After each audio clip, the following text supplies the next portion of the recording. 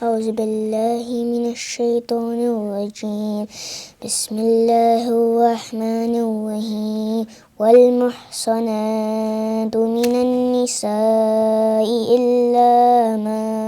ملكت أيمانكم كتاب الله عليكم وأحل لكم ما وراء ذلكم أن تبتغوا بأموالكم محسنين غير مسافحين فما استمتعتم به منهن فآتوهن أجورهن فريضة ولا جناح عليكم فيما تراضيتم به من بعد الفريضة إن الله كان عليما حكيما ومن لم يستطع منكم طولا أن ينكح المحصنات المؤمنات فمما ملكت أيمانكم من فتياتكم المؤمنات والله أعلم بإيمانكم بعضكم من بعض فانكحوهن بإذن أهلهن وآتوهن أجورهن بالمعروف محصنات غير مسافحات ولا متخذات أخدان فإذا أحسن أتين بفاحشة فعليهن نصف ما على المحصنات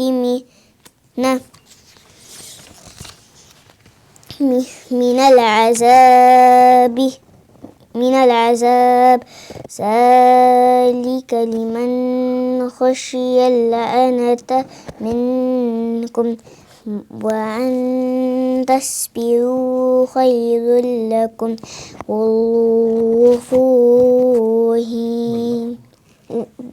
والله غفور رحيم يريد الله ليبين لكم ويهديكم سنن الذين من قبلكم ويتوب عليكم والله عليم حكيم والله يريد أن يتوب عليكم ويريد الذين يتبعون الشهوات أن تميلوا ميلا عظيما يريد الله أن يخفف عنكم وخلق الإنسان ضعيفا يا أيها الذين آمنوا لا تأكلوا أموالكم بينكم بالباطل إلا أن تكون تجارة عن تراض منكم ولا تقتلوا أنفسكم إن الله كان بكم رحيما ومن يفعل ذلك عدوانا وظلما فسوف نصليه نارا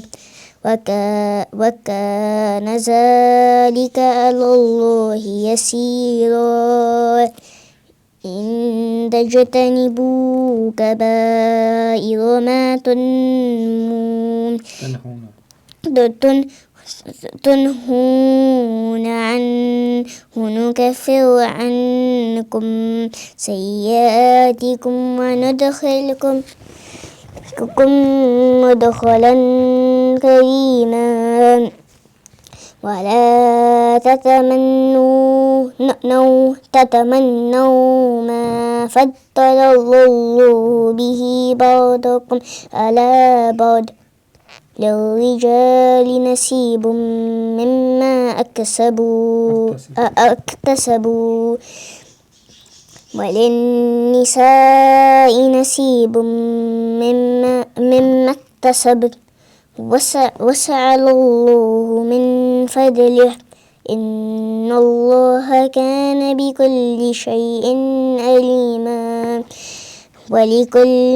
جعلنا موالي مما ترك الوالدان والأقربون والذين عقدت أيمانكم فآتوهم نصيبهم